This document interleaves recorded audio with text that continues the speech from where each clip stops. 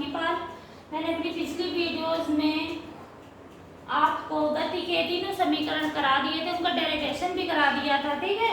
आज हम गति के समीकरण, वो जो हमने गति के समीकरण किए थे वो किसमें थे?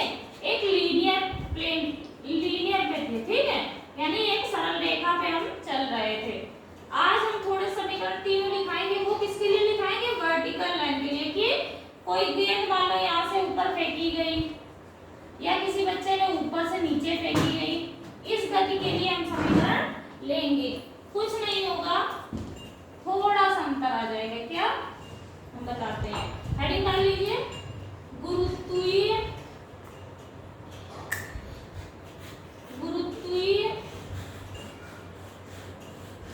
गति के समीकरण।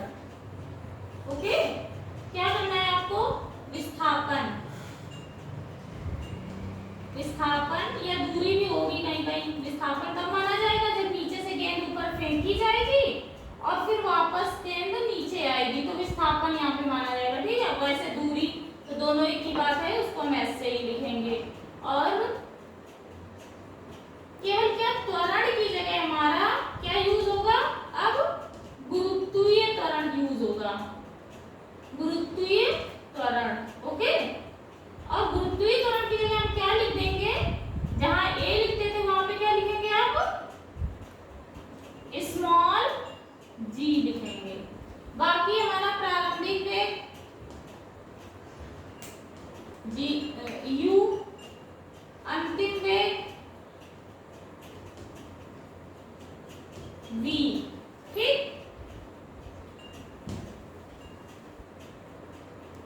आप समीकरण लिखना चालू कर रहे हैं। क्या पहला समीकरण क्या था? v = u + at। कुछ नहीं करना है, a की जगह g बना दीजिए। ओके, दूसरा समीकरण क्या था? s = ut + ½ at²। कुछ नहीं करना है, a को g बना देना है। ये हमारा दूसरा समीकरण हो गया। तीसरा, v² = u² + 2as। कुछ नहीं, a को g बना दीजिए बस। जहां जहां a था वहां हमने क्या कर दिया? g कर दिया। अब ये समीकरण किसके अधीन आ गए? गुरुत्वाकर्षण के अधीन ये सारे समीकरण आ गए। ओके, अच्छे से देख लीजिए, इनको नोट कर लीजिए, फिर हम इन पर आधारित एक आपको क्वेश्चन कराते हैं, ठीक है। देख लेना, वीडियो स्किप करके आप नोट जरूर कर लीजिएगा, हम क्वेश्चन नोट करा रहे हैं।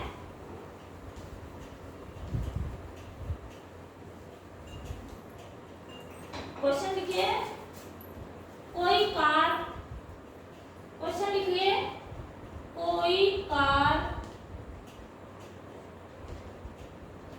126 किलोमीटर/आवर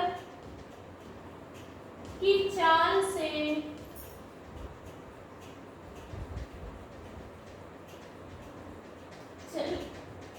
चल रही है।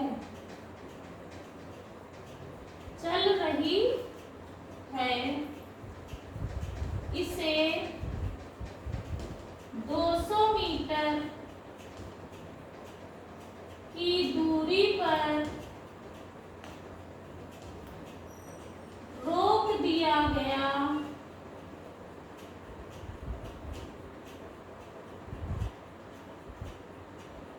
है।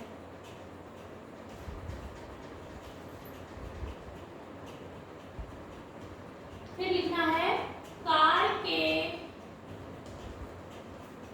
मंदन को,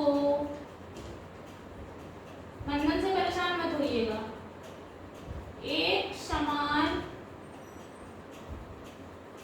मानिए और इसका मान निकालिए, और इसका मान निकालिए। कार को रुकने में कितना समय लगा?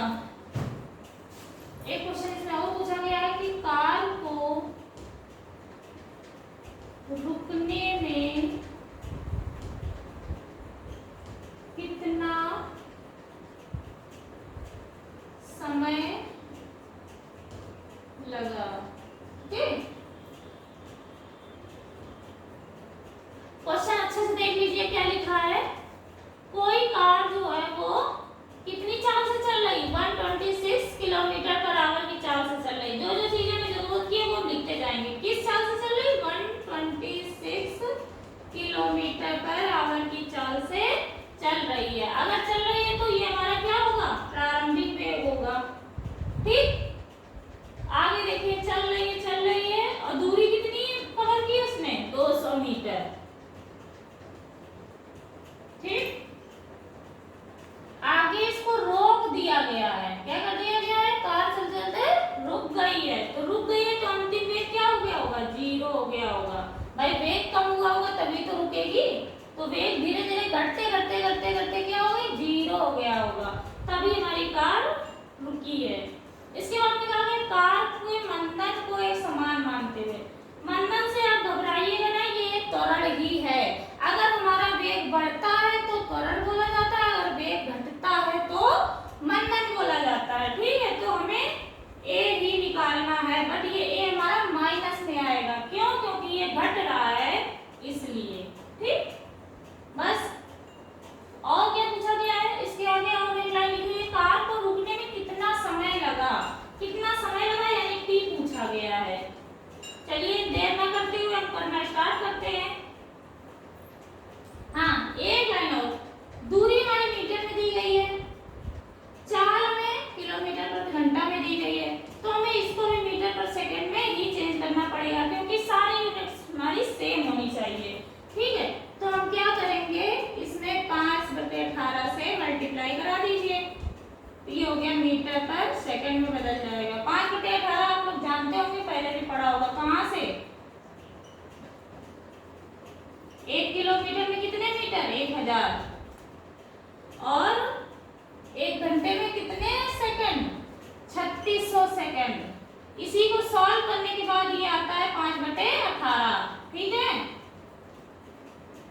काट लीजिए इसको, 18×7=126, 35, तो कितना आया, 35 मीटर पर सेकंड आया। चाल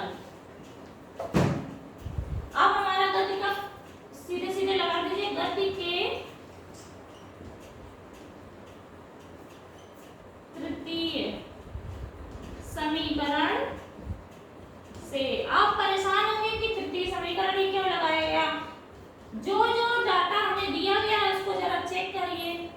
अगर हम पहला समीकरण लगाएंगे, v बराबर u प्लस at, क्या v बराबर u प्लस at, तो क्या हमें t दिया गया है, नहीं दिया गया, इसलिए इसको हटाते हैं। दूसरा समीकरण s = ut plus half at square. पहली बात तो t भी नहीं दिया गया है, तो ये भी नहीं लगेगा। अब बारी किसकी आएगी, तीसरे की आएगी, क्योंकि उसी में t नहीं आता है। तो क्या लिखेंगे, v² = u² plus 2as।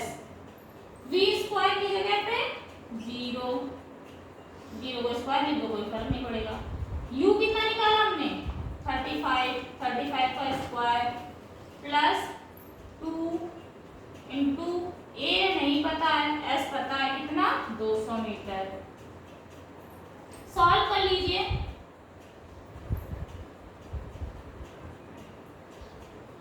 as है, इसको लिख लीजिए 400 a = माइनस का पक्षांतर करके इधर लाएंगे तो क्या होगा, 35 का स्क्वायर। ठीक है, अब ज्यादा कैलकुलेशन ना करते हुए इसको क्या करेंगे हम, 35 × 35 ही लिख लो, स्क्वायर है इसलिए। ठीक है, a = लिख दीजिए आप माइनस का 35 × 35/400। ठीक, अब मेरा तो ये मानना है 400 को भी आप लिखिए 4 × 100। ठीक, अब काटिए इसको, 5 से काटेंगे, 5 20 आएगा और ऊपर आएगा 5 7 यानी 5 7 35 और 20 पंचे 100। फिर से इसको 5 से काटिए, 5 7 35, यहाँ पे कितना आएगा, 4। a = कितना आया, सॉल्व करिए, 7×7=49/16। आंसर कितना आएगा, 16 16 48, 3.5 45 जीरो बढ़ाएंगे तो हो जाएगा कितना 16 छक्का 96, ये आ गए मीटर पर सेकेंड स्क्वायर। ठीक है, ये किसमें आ रहा है हमारा माइनस में आ रहा है, क्यों? क्योंकि ये कार रुक रही है, यानी कि ये त्वरण ना होके क्या है मंदन है। मंदन माइनस जो है यही मंदन को शो कर रहा है। ठीक है, इसके बाद में थोड़ी जगह कम है, इधर आके देखिए साइड में एक आंसर हमने निकाल दिया, त्वरण निकालना था हमने निकाल दिया, टी टी और निकालना है, समीकरण लगा दीजिए। गति के प्रथम समीकरण से, गति के प्रथम समीकरण से देख लीजिए v is u plus at, v की जगह 0, u की जगह 35 और a की जगह निकाल लिया हमने 3.06। ठीक, और t निकालना है, ये 3.06 जो है वो माइनस में आया तो माइनस में ही रखेंगे। अब पक्षांतर करके हल कर लीजिए 3.06, t is equal to 35, t is equal to कितना आएगा 35 अपॉन 3.06। ठीक है, ये लगभग ऊपर जाएगा दशमलव तो जीरो पड़ गया,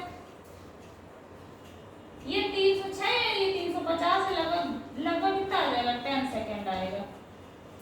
ठीक है, लगभग में ही निकलेगा, पूरा पूरा नहीं कटेगा। ओके, तो मिलते हैं अपने नेक्स्ट वीडियो में। मेरे न्यूमेरिकल्स अच्छे लग रहे हो तो आप जरूर समझिए इनको, कोई दिक्कत हो तो आप कमेंट्स करिए।